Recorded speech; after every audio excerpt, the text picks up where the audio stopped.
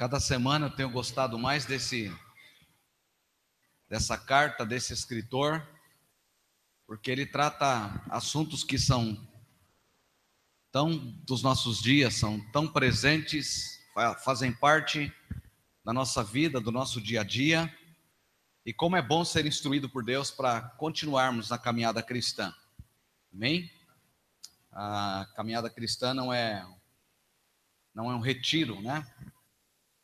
Espiritual que a gente se retira para ficar enclausurado e depois a gente sai desse retiro e é promovido. Não, nós estamos na batalha, nós estamos em franca guerra, e nesse processo todo nós estamos sendo preparados para a volta do Senhor Jesus.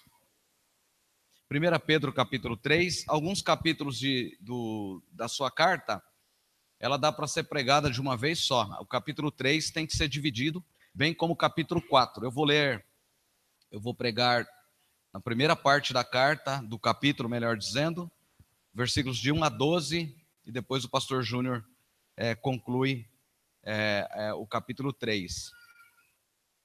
Mulheres, sede vós igualmente submissas a vosso próprio marido, para que, se ele ainda não obedece à palavra, seja ganho sem palavra alguma, por meio do procedimento de sua esposa, ao observar o vosso honesto comportamento cheio de temor. Finalmente, sede todos de igual ânimo, compadecidos, fraternalmente amigos, misericordiosos, não pagando mal por mal ou injúria por injúria, antes, pelo contrário, bem dizendo, pois para isto fostes chamados, a fim de receberdes bênção por herança. Pois quem quer amar a vida e ver dias felizes, refreie a língua do mal e evite que os seus lábios falem dolosamente. Aparte-se do mal, pratique o que é bom, busque a paz e empenhe por alcançá-la. Porque os olhos do Senhor repousam sobre os justos, e sob os seus ouvidos estão abertos às suas súplicas, mas o rosto do Senhor está contra aqueles que praticam males. Senhor, obrigado pela sua palavra. Ela produz vida no nosso coração, ela produz vida na nossa vida, ela produz vida na nossa caminhada com o Senhor, ela produz alegria, ela produz advertência, ela é um martelo que esmiuça a penha, ela é vento, ela é água, ela é vida. A sua palavra, ela proporciona paz para nós, ela coloca também em guerra, ó Deus, o nosso coração, ela produz aflição, ela produz tranquilidade. A sua palavra é a verdade. Que o seu Espírito Santo possa nos conduzir a uma compreensão exata daquilo que o Senhor tem a dizer a nós essa noite. Toma a minha vida, o meu coração, o coração dos ouvintes, dos seus servos. O Senhor também, ao sondar os nossos corações, conhece as nossas necessidades. Fala conosco e que a nossa fé seja acrescida nessa noite, que o nosso coração seja tranquilizado e que a esperança possa brotar na nossa alma, que o nosso coração seja tranquilizado e, ó Deus, agradecidos ao Senhor pela grande salvação operada na nossa vida. É o que eu oro com gratidão e louvor em nome de Jesus. Amém, Senhor. Amém. Pode se assentar. Como temos falado, a carta de Pedro, ela é doutrinária, ela traz ensinamento para nós, mas ela não fica apenas na doutrina, sobre o sofrimento e como manter uma estrutura de fé diante do sofrimento. Bom, se nós observarmos aqui, primeiro, como eu disse, ele vai falar ao casado. Qual é o padrão das Escrituras? Repita comigo, ao casado, qual o padrão das Escrituras? Só vocês agora.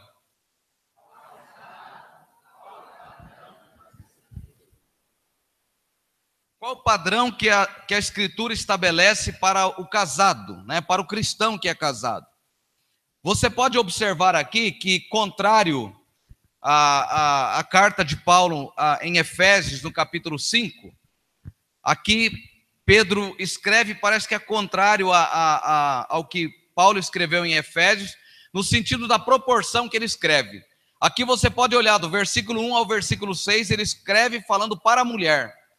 Apenas o versículo 7 vai falar ao homem, ao marido. E se você olhar Efésios capítulo 5, é o contrário. Paulo escreve vários versículos falando para o marido, para o homem, e apenas 1 ou 2 versículos falando para a mulher, para a esposa cristã. Aqui Paulo vai falar sobre o papel da mulher. Em Efésios, então, ele fala dos deveres do marido, e aqui ele vai falar dos deveres da esposa. E ao você ler, você vai observar aqui que aparecem alguns imperativos, algumas ordens na leitura. A primeira ordem aqui, que o apóstolo escreve, está no versículo 1. Mulheres, sede vós igualmente submissas a vosso próprio marido, para que se ele ainda não obedece à palavra, seja ganho sem palavra alguma, por meio do procedimento de sua esposa. Então, o primeiro imperativo aqui é sede submissas. Lembre que essa ordem de submissão é o modelo de Cristo. Cristo é o modelo perfeito de submissão. Cristo é o grande referencial de submissão. E se você observar tanto a carta de Pedro, capítulo 3, aqui que está falando mais das mulheres do que aos homens, ou Efésios capítulo 5, que fala mais aos homens que às mulheres, o referencial, o modelo aqui é Cristo.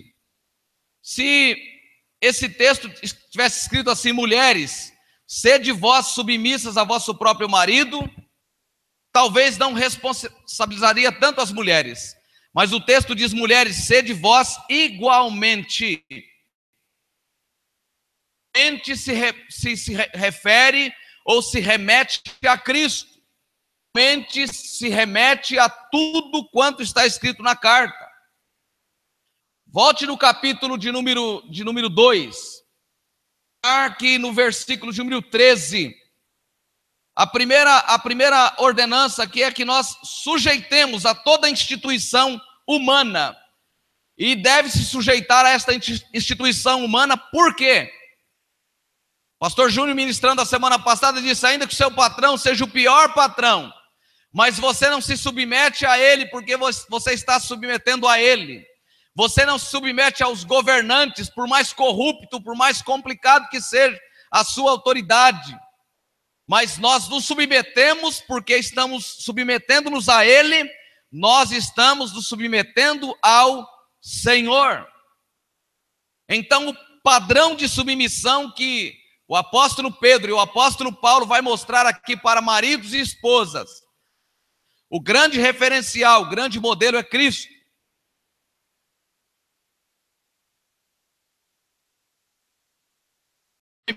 Primeira ordem aqui é sede a quem? Cristo.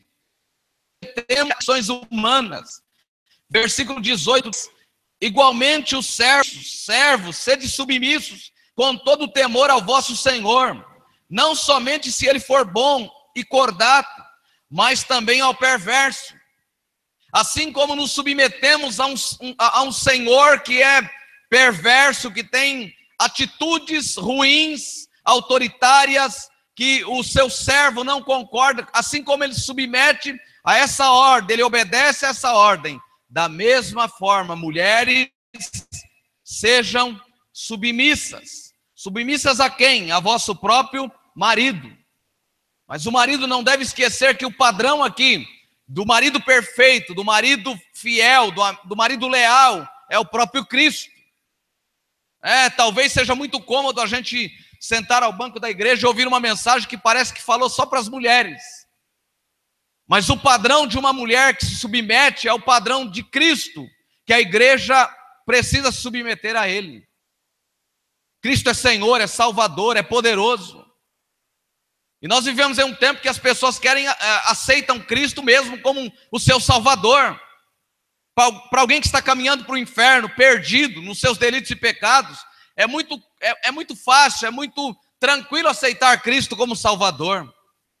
Mas nós precisamos aceitar Cristo como Senhor da nossa vida, como alguém que tem a primeira palavra e que tem a palavra final sobre a nossa vida. Então esse marido aqui, a quem a esposa se submete, ele é um marido que busca se espelhar em Jesus Cristo. É interessante observar que esse igualmente aqui faz referência a todos esses verbos. Versículos 13 e os versículos 18. Aquele que se submete às instituições, aquele que se submete aos seus senhores. E eu pergunto, é fácil se submeter? Você paga todos os tributos que devemos pagar com alegria? Essa semana o pastor Júnior e eu tivemos um momento muito feliz, assim, de glorificar e agradecer a Deus.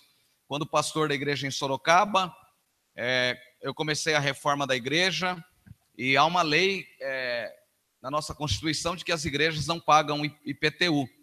E a cidade de Sorocaba estava cobrando o IPTU da igreja. E eu fui orientado na ocasião pelo engenheiro que cuidou da obra da igreja. Ele disse assim: o senhor pode parar de pagar, a igreja não tem que pagar, e fique tranquilo, porque quando terminar a construção, ia lá, protocolava, voltava para casa, aguardava, era indeferido. O pastor Júnior assumiu a igreja, ficou mais 5 anos e era o tempo deferido. E aí na gestão já do Júnior, a obra tinha sido concluída, e o advogado entrou para a gente com o processo. O Jair foi o advogado, entrou com o processo, e ele, na primeira instância, ele ganhou, mas a prefeitura recorreu 1, 2 vezes, e a dívida já estava chegando a R$40 mil, e a gente apavorado, né? Eu, porque havia sido minha gestão, o pastor Júnior, porque havia sido a gestão dele, o novo pastor agora assume.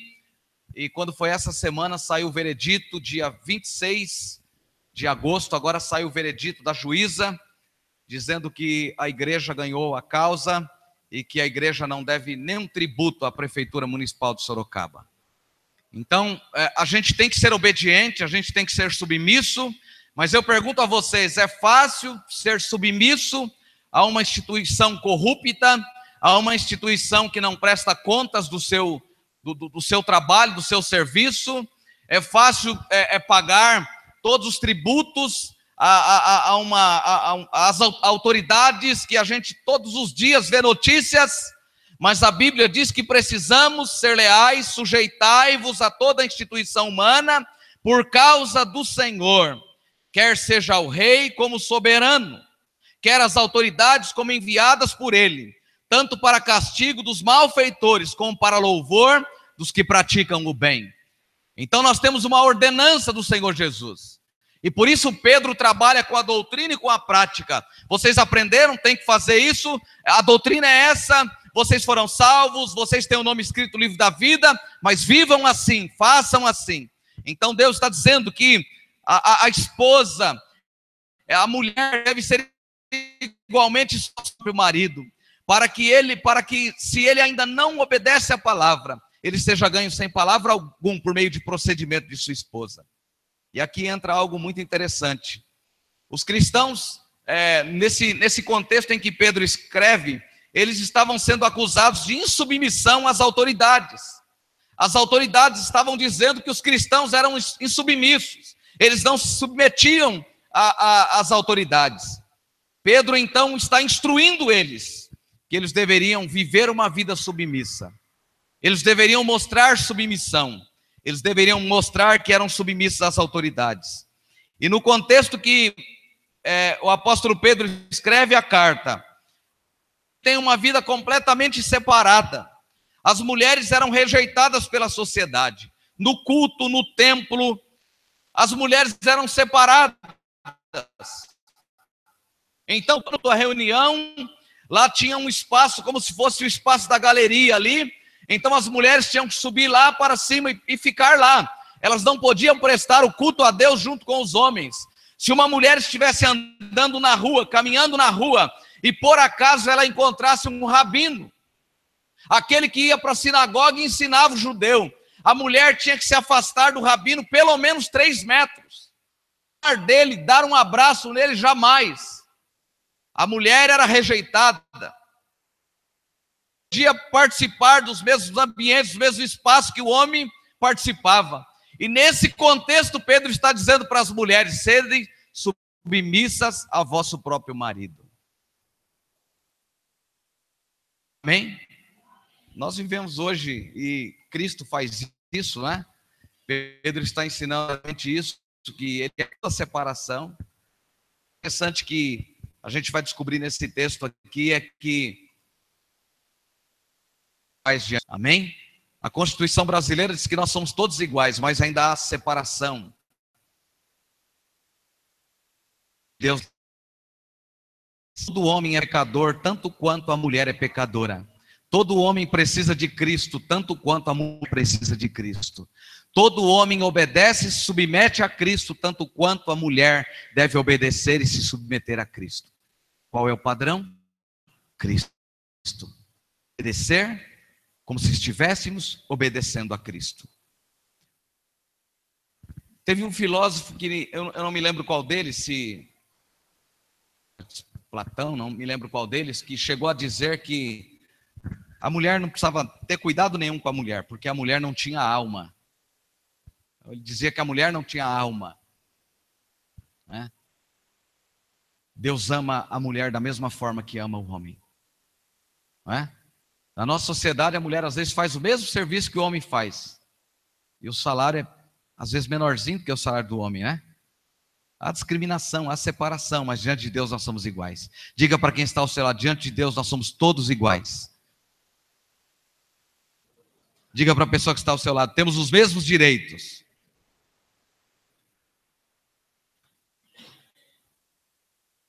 A primeira ordem do texto, então, no versículo 1, sede submissas a vosso próprio marido. A segunda ordem, ainda no versículo 1, não obedece à palavra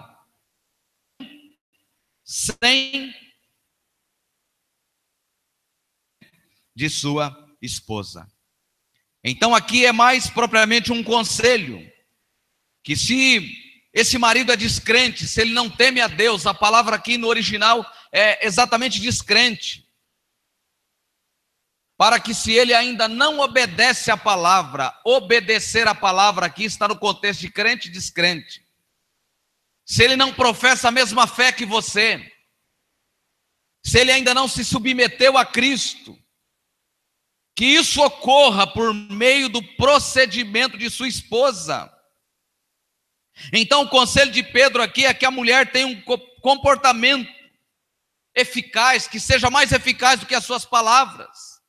Palavras passam, palavras caem no esquecimento, palavras pode entrar no escuro, mas um procedimento ilibado, um bom testemunho jamais será esquecido. Quando eu preguei e ministrei no capítulo 4, eu falei que nós somos os sermões que o mundo está prestando atenção. Muitos pregadores têm dito isso, têm falado isso. Nós podemos ser a Bíblia, a única Bíblia que as pessoas vão ler. As pessoas talvez nunca pegarão este livro sagrado para ler, mas elas lerão a Bíblia através da nossa vida, do nosso testemunho. A ordenança é para que a mulher se submeta e depois para que ela tenha um testemunho tão profundo, tão grande de Deus, que ela ganhe o seu marido sem palavras. Se a irmã Judite me permite usá-la aqui, eu me lembro de quando o esposo da irmã Judite a deixou com as crianças pequenas e foi embora, constituiu uma outra família. E eu achei muito interessante no dia que ele faleceu. Eu liguei para a irmã Judite para dar as condolências a ela e falei: como que está o coração da senhora? Ela falou: pastor, é interessante, o meu coração está apertado, está doído, eu estou sentindo.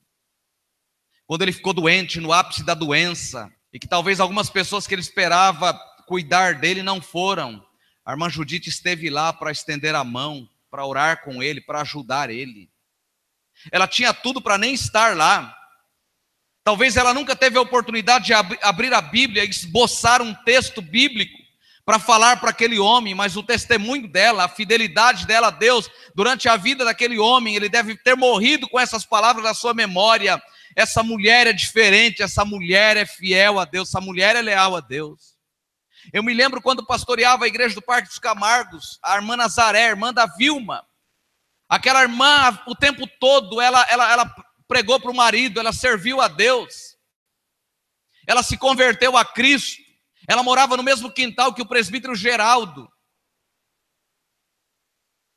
E o presbítero Geraldo estava contando para mim que quando ele ajuntou todas as imagens dele, levou para, antes quando ele teve consciência de que não era mais para adorá-las, ele foi levar para a irmã Nazaré, para a irmã da Vilma, e ela disse assim: ó Geraldo, mas se não serve para você, não serve para mim também.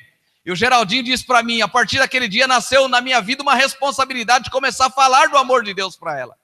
E o presbítero Geraldo pregou para Nazaré, Nazaré se converteu. Quando nasceu a igreja do Parque dos Camargos, ela tinha pouco tempo que estava aqui, ela desceu para o Parque dos Camargos comigo.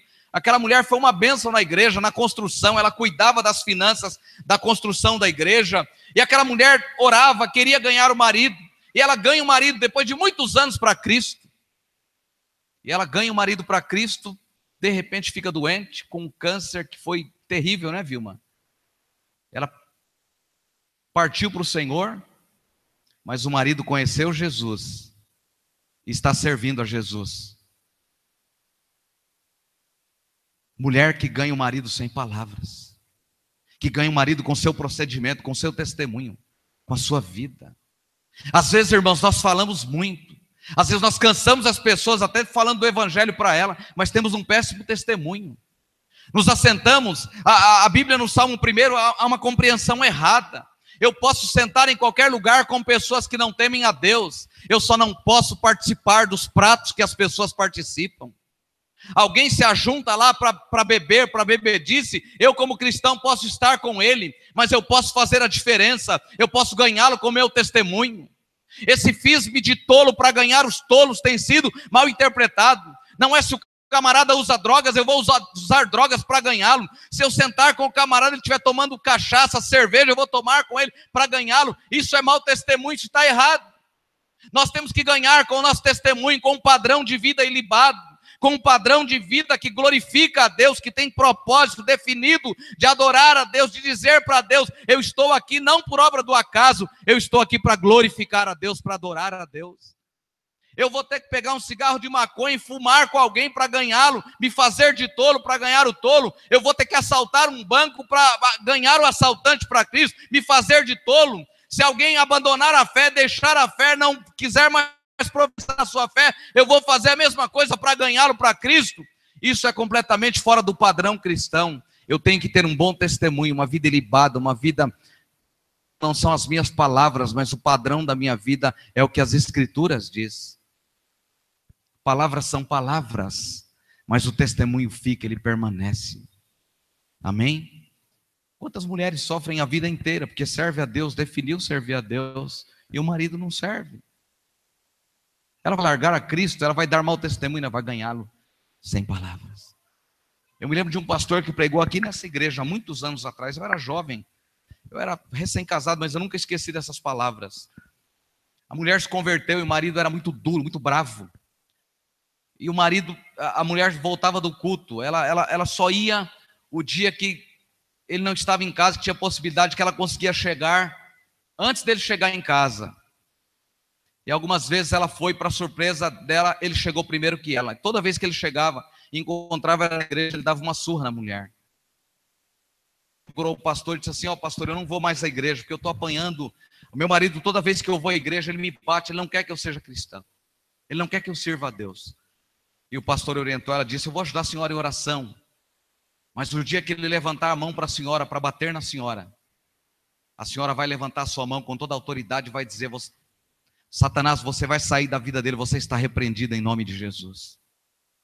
E um dia o marido bateu nela, não porque ela tinha ido à igreja, ele foi ao bar, bebeu bastante, chegou em casa embriagado e foi bater na esposa.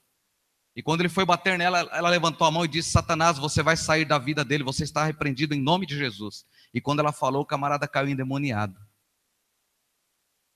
Aconteceu isso 1, 2, 3 vezes, e depois nunca mais ele caiu endemoniado, porque ele foi para a igreja com ela, ele disse: tem alguma coisa diferente na sua vida. Amém? Ganhar com a vida, com o testemunho, um padrão de vida diferente do mundo. Então, olhe para esse texto, tem algumas coisas aqui interessantes. Ganhar sem palavras, sendo submissa. Versículo de número 2: ao observar o vosso procedimento, um comportamento cheio de amor, o vosso honesto comportamento cheio de temor. Uma mulher que tem um comportamento honesto, que é cheio de temor, que teme a Deus. Versículo 3: não seja o adorno da esposa o que é exterior, como frisado de cabelos, adereços de ouro, aparato de vestuário. Durante muito tempo esse texto aqui foi usado pelas igrejas pentecostais, né? Foi usado isso aqui para usos de costumes severos. A mulher não pode se cuidar, não pode arrumar o cabelo, a mulher não pode usar joias, a mulher não pode... isso foi usado, mas o contexto que essa carta é escrita é diferente, irmãos. É só a gente observar aqui o contexto. Não seja o adorno da esposa o que é exterior. O que ele está falando não é para você mostrar uma aparência, não é o seu cabelo arrumado, não é um vestido caro, não é colocar o ouro, uma gargantilha de ouro, não é uma pulseira de ouro, não é isso que vai ganhar o marido, não é isso que vai dar o seu testemunho, mas é uma vida ilibada, é o seu comportamento. Nos voltemos ao versículo 2: ao observar o vosso honesto comportamento cheio de temor. Não significa que a mulher tem que tirar tudo isso, não. Se assuste, mas teve um tempo na igreja que não podia usar sabonete, tinha que usar sabão. Ensinava a usar sabão de coco. Teve um tempo que não podia usar desodorante, irmãos. Tem que falar qual é o padrão, não pode rapar a perna, rapar debaixo do braço. Umas coisas, umas coisas absurdas. O padrão é uma vida de bom testemunho. O padrão é uma vida que demonstra Cristo para as pessoas.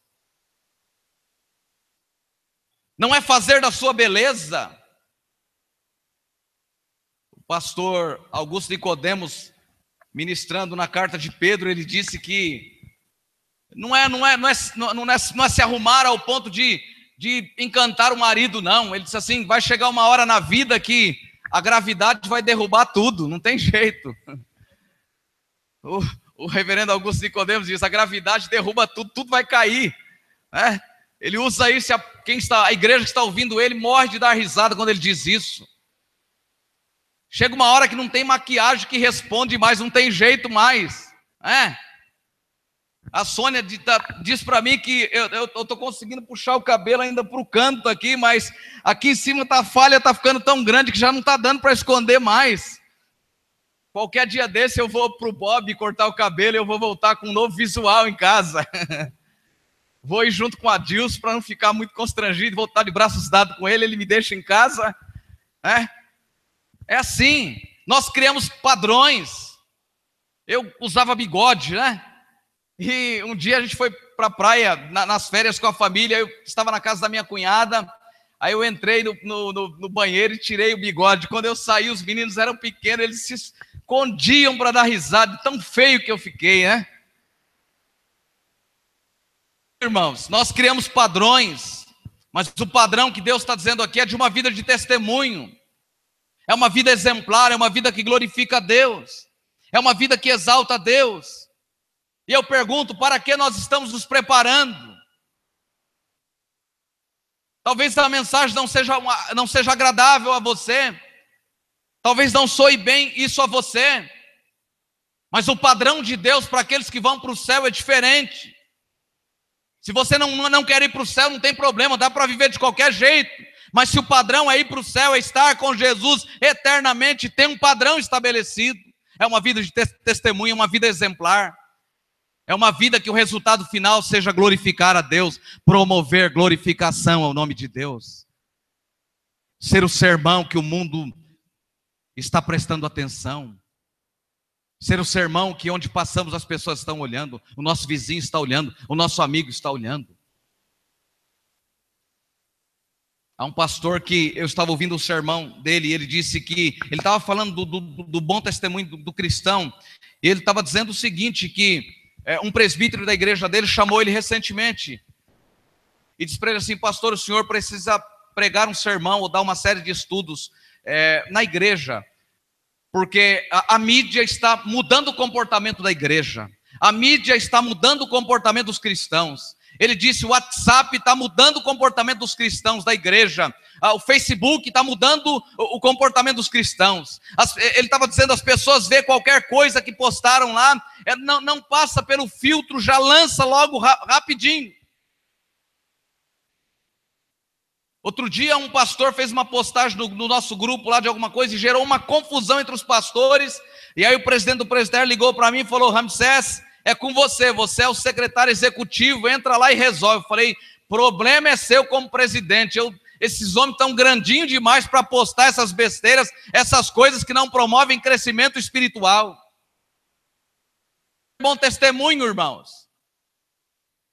É interessante quando a Bíblia fala, por exemplo, para mim como líder, para a liderança, eu não devo ter o testemunho apenas das pessoas da igreja, mas eu preciso ter o testemunho das pessoas de fora.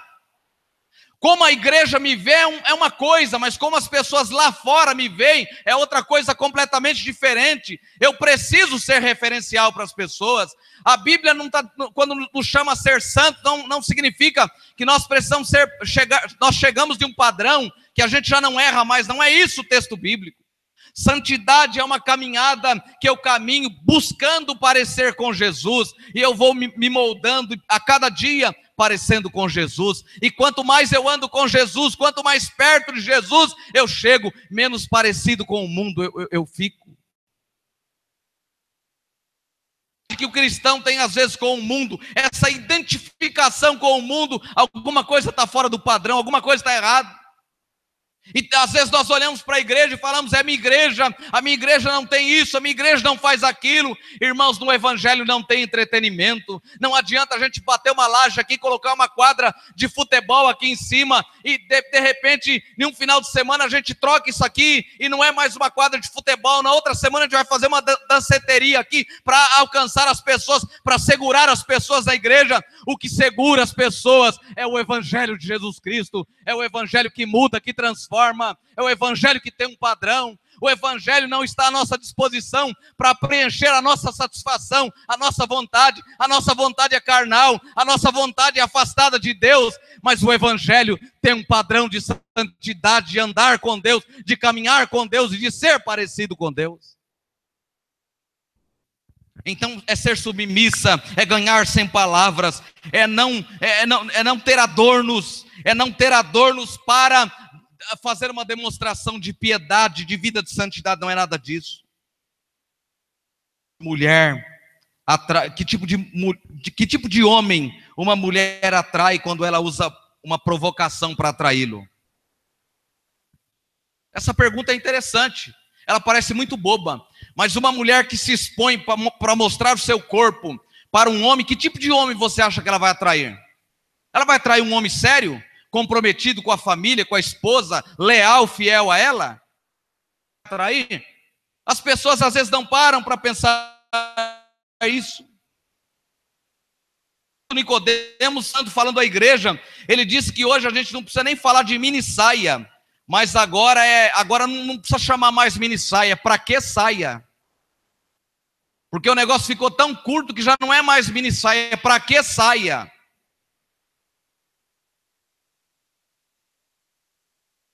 Será que precisa desse padrão, irmãos?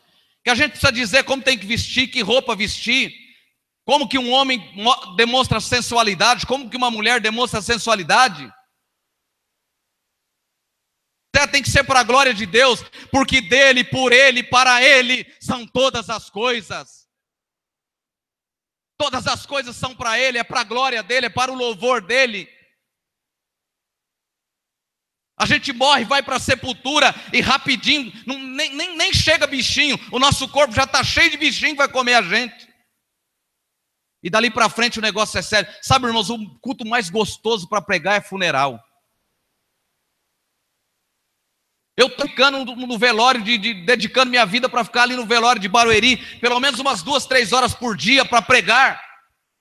Ouvem a gente, não tem cara feia, ninguém resmunga, ninguém reclama, todo mundo concorda. E eu prego, irmãos, o mesmo texto desde que eu cheguei em Barueri, 5 anos. As pessoas falam, pastor, o senhor pregou muito bem.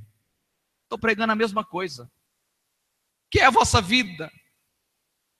Ensina-nos a contar os nossos dias de maneira que alcancemos corações sábios. Esses dois textos, todo velório eu prego. E as pessoas falam, pastor, o senhor pregou muito bem. Sabe por quê? Porque ali se vê o fim de todos os homens. Só que algumas pessoas chegam ali, descem à sepultura e é condenação eterna. Nós precisamos pensar nisso. Qual o padrão que nós estamos vivendo como cristãos? Diga para a pessoa que está ao seu lado, a finalidade última da nossa vida, primeira e última, é glorificar a Deus. A finalidade primeira e última da nossa vida é glorificar a Deus. E aí o texto é justificado. O texto é justificado, o versículo 3 é justificado. Não seja o adorno da esposa o que é exterior. Olha o versículo 4. Seja, porém, o homem interior do coração, unido ao incorruptível trajo de um espírito manso e tranquilo, que é de grande valor diante de Deus.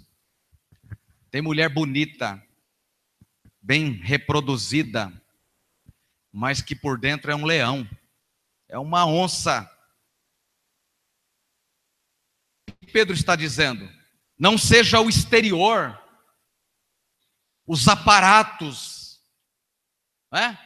Qual marido que não quer ver a sua esposa bem reproduzida, bonita, né? Olhar para ela assim e já pensar para depois, né? Os homens já entenderam, né? Qual marido que não quer? Todo marido quer, né? É ou não é? Sim, homens? Opa, glória a Deus, aleluia. Agora não seja isso, não seja o visual, aquilo que você está olhando. Não seja isso, mas o homem interior. E a palavra homem aqui no texto, ela é genérico. A palavra homem aqui é genérico. Está falando da mulher. Está relacionado à mulher. Então a palavra homem aqui está se referindo à humanidade, tanto homem quanto mulher. O homem interior aqui é aquilo que somos por dentro. A mulher pode ser linda, bela, mas às vezes é uma fera por dentro.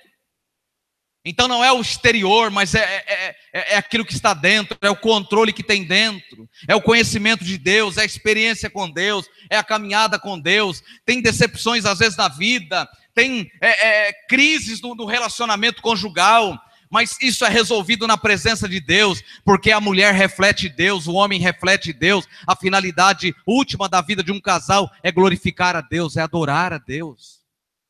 Amém? Amém, irmãos? Tem homem que bate na mulher, mas tem mulher que se deixar ela partir para cima, ela bate no marido. Então não é assim, o que Pedro está dizendo que não é assim, não se resolve assim. Nos voltemos ao versículo 2, o texto está dizendo assim, ao observar o vosso honesto comportamento cheio de temor. Um comportamento honesto, cheio de temor, coração quebrantado diante de Deus.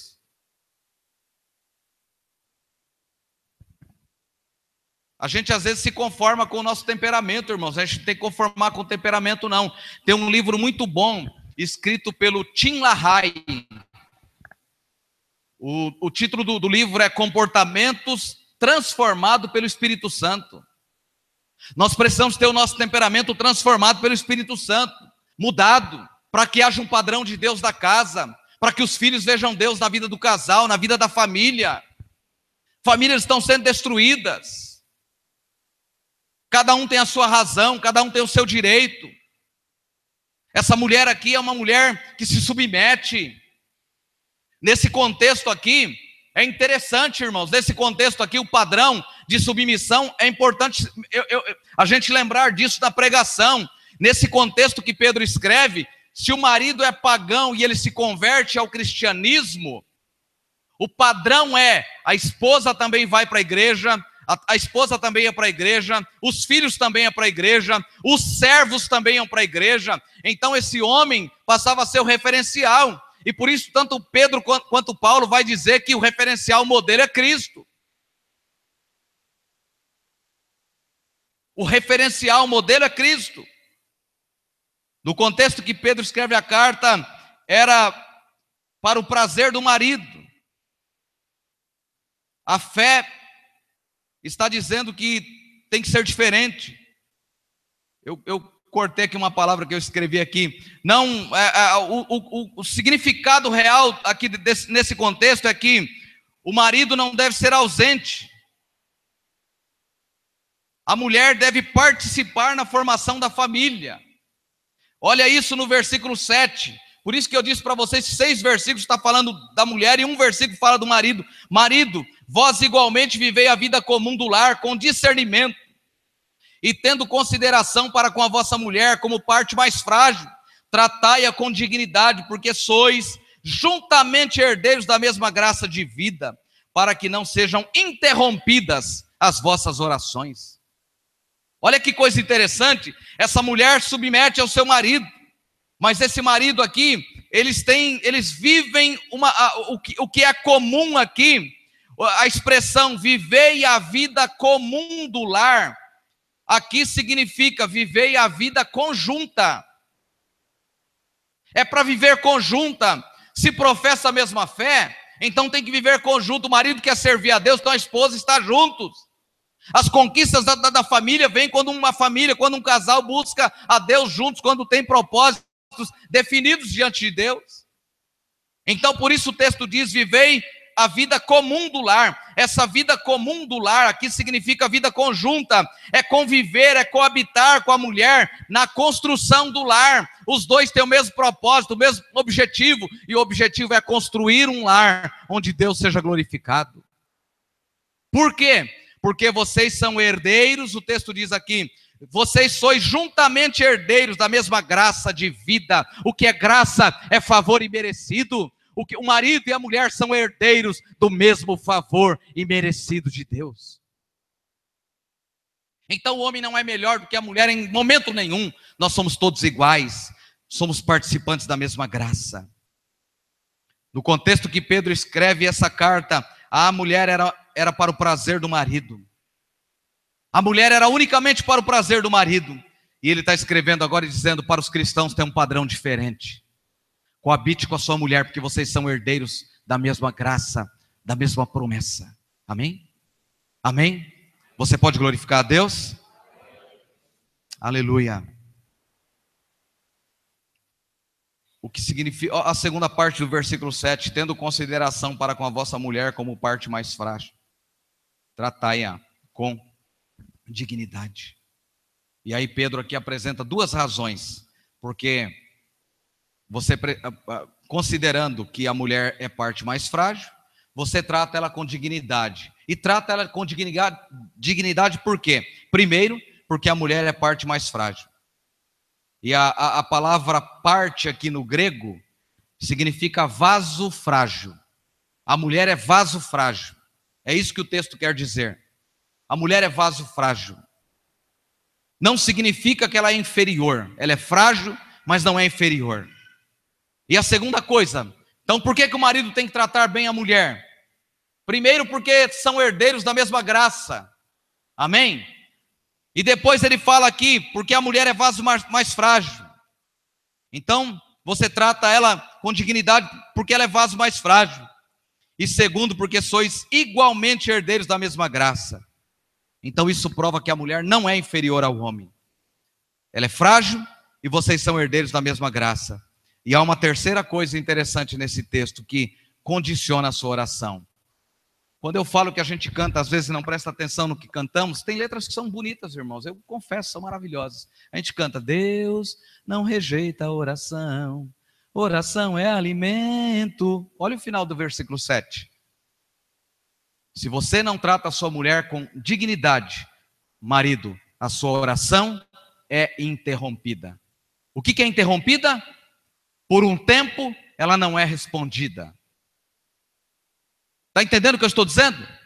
Podemos continuar cantando? Podemos, desde que nós tenhamos consciência de que se não vivermos uma vida digna, uma vida cheia, nossa oração vai ser interrompida. Posso cantar que oração, Deus não rejeita a oração? Posso, mas eu preciso viver esse padrão em que eu trato a minha mulher com dignidade, para que a minha oração não seja interrompida.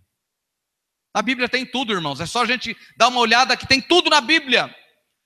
Então o padrão aqui, a sua mulher é vaso frágil, vocês são herdeiros da mesma graça. Para que a sua oração não seja interrompida, trate a sua mulher com dignidade, porque senão Deus não vai responder a sua oração. Está entendendo? Amém? Amém, maridos? A mulher precisa ser submissa, mas o marido tem que tratar com dignidade. Irmãos, eu fico às vezes assustado com algumas coisas que eu leio.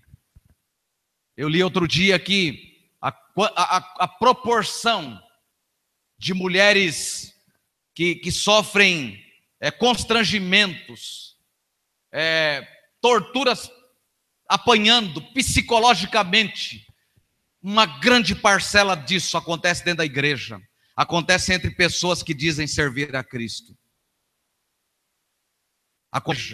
Acontece nos bastidores da família, acontece nos bastidores do lar. Então é prática, é doutrina e prática. Pedro vai trabalhar com isso. Você é herdeiro do céu, você vai para o céu. Quem conquistou isso é pela graça de nosso Senhor Jesus Cristo, Deus Pai de nosso Senhor Jesus Cristo. Mas viva assim, o padrão é esse, a regra é essa. Se você viver assim, você vai ter a sua oração respondida. O padrão é esse, a regra é essa. Não dá para expor o texto todo, mas porque o tempo é longo e às vezes eu sou prolixo naquilo que eu falo. Mas quais são, concluindo, as implicações práticas? Qual é a implicação prática, moral e ética da grande salvação? O versículo 8 diz: finalmente, sede todos de igual ânimo. Em uma frase na língua portuguesa, esse igualmente é conclusivo. Então esse igualmente significa, da mesma forma que está sendo tratado nos capítulos anteriores, nos capítulos posteriores, assim como você se submete às autoridades, assim como você se submete ao seu Senhor, igualmente, sede todos de igual ânimo, compadecidos, fraternalmente amigos, misericordiosos e humildes. E é interessante, sede todos de igual ânimo. Isso aqui está estabelecendo o nosso relacionamento pelo nosso humor. Como é o seu humor? Depois, a segunda parte, sede compadecidos, é ter consciência que haverá sempre alguém necessitado e que nós vamos precisar estender a mão para as pessoas necessitadas. E Pedro trata isso na carta inteirinha. Vocês são perseguidos, vocês são da dispersão, vocês estão dispersos, espalhados pelo mundo inteiro, e vocês vão lidar com pessoas necessitadas, umas necessitadas de amor, outras necessitadas de compaixão, necessitadas de perdão, necessitadas de estender a mão, de comida, de emprego, de pouso, de lugar para dormir. Pedro está tratando com uma igreja que é dispersa. Nós também estamos dispersos. Nós não somos deste mundo, nós estamos aqui de passagem. Essa carta vale para nós. Amém? Fraternalmente amigos. Repita comigo assim. Significa, bem forte, significa que ser irmão precisa ser amigo. Olha que interessante que ele estabelece.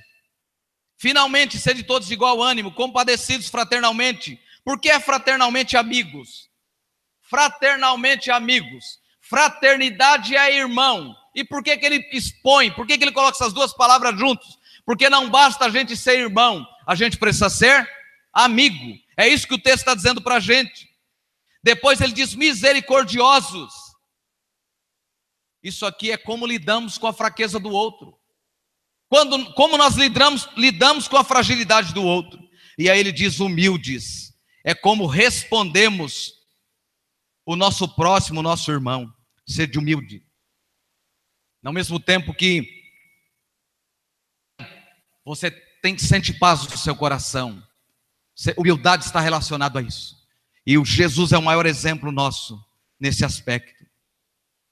E aí o versículo 9 ele diz: não pagando mal por mal ou injúria por injúria, antes, pelo contrário, bem dizendo, pois para isto mesmo foste chamados, a fim de receber bênção por herança. Abra sua Bíblia no Salmo 34, os versículos de 10 a 12, é uma repetição do Salmo 34.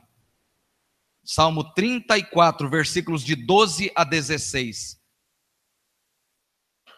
Abra lá e segure. Vamos ler o Salmo 34, depois a gente lê a repetição de Pedro.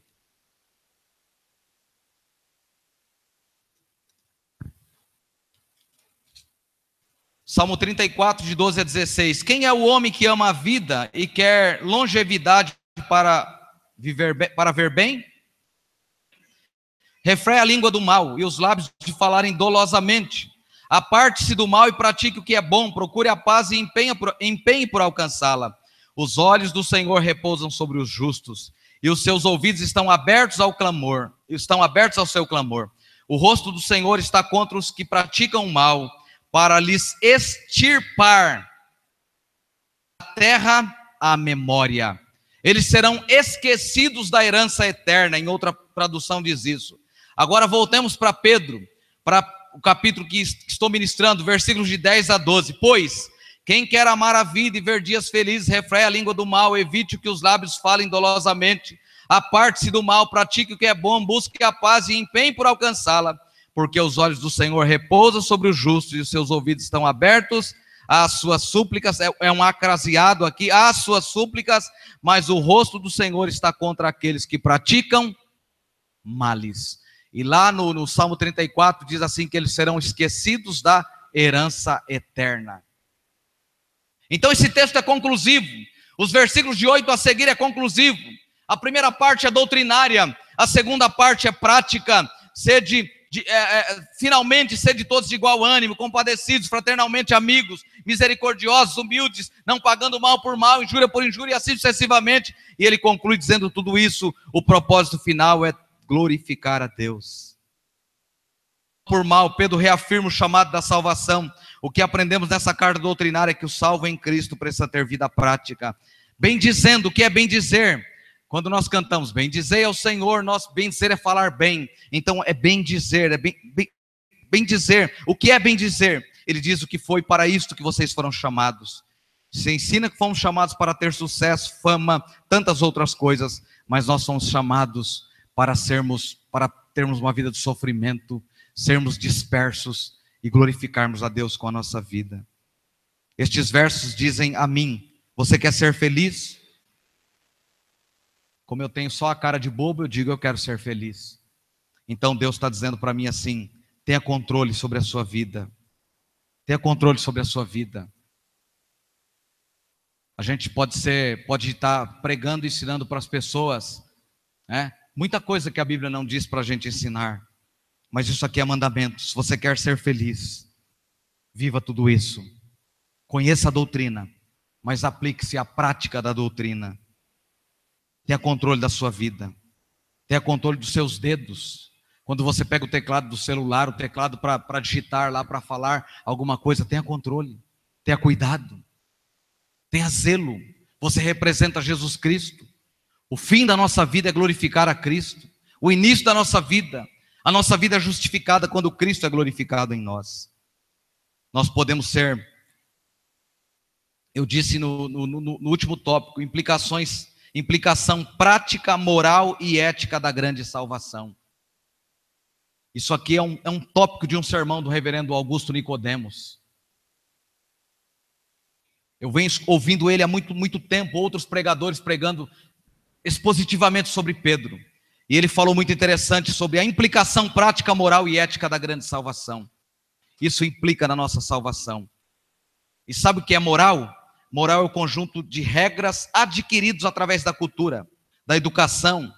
É o que eu falo na frente das pessoas. O que é ética? é o conjunto de regras e preceitos de ordem volutativa moral. Ou seja, moral é o que eu falo diante das pessoas. Ética é o que eu faço quando eu estou sozinho. Os políticos são moralistas. Eles falam mal um do outro na frente da multidão, nos palanques, e falam mal do governo que está na gestão, e falam mal, e dizem, se eu for eleito, vou fazer uma gestão adequada, vou ser leal. Isso é moralismo. Isso está relacionado à moral, é aquilo que falamos para a plateia, para as pessoas. Mas ética é aquilo que eu faço quando eu estou sozinho. Se alguém chegar na minha casa e falar assim, pastor Ramsés, eu sei que o camarada é político. E ele chega na minha casa com uma mala na mão e fala assim, tem aqui um dinheiro para dar para o senhor, isso aqui é para dar uma melhorada lá na estrutura da igreja, essa mala de dinheiro está aqui, fica com o senhor. Isso é ético, eu estou sozinho com ele, o que eu vou fazer sozinho com ele é ética. E aí quando a gente está falando aqui de moral e ética relacionado à salvação, qual deve ser a nossa conduta? É tudo que está aqui a partir do versículo 8, finalmente, sede todos de igual ânimo, compadecidos, fraternalmente amigos, misericordiosos, humildes, não pagando mal por mal, injúria por injúria, antes pelo contrário, bem dizendo, pois para isso foste chamados a fim de receberdes bênção por herança. O tempo todo Pedro está lembrando os seus autores, a igreja presente, que nós temos uma herança, e a nossa herança é eterna, nós estamos caminhando em direção ao céu. Cada culto que a gente vem, irmãos, cada provação que a gente passa, cada dia que a gente vence, a gente mata um leão. Cada dificuldade da nossa vida, cada dia que a gente vence o pecado em santidade, caminhando com Deus, nós estamos nos aproximando do grande dia da volta do Senhor Jesus. Que Deus te abençoe. Que o Espírito Santo inculque essa palavra no nosso coração. Eu preciso viver essa palavra. Eu sou desafiado todo dia a viver essa palavra. Que o Espírito Santo nos conduza em triunfo, em nome de Jesus. Eu quero orar com você. Fique de pé.